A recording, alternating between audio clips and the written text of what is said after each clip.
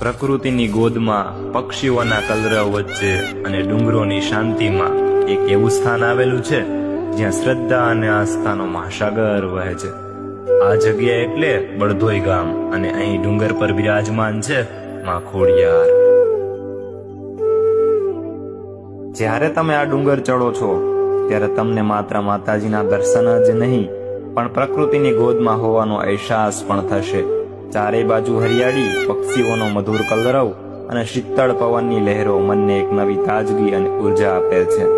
એવું લાગે છે કે જાણે આ આખો પહાડ જ માતાનું સ્વરૂપ છે, જે આપણને સૌને પ્રેમથી આવકારે છે. રાજકોટથી અંદાજે 45 કિલોમીટરના અંતરે આવેલું છે. જો તમે પણ માતા ખોડિયારના દર્શન લેવા માંગતા હોય તો એકવાર જરૂરથી આ ડુંગર પર આવો.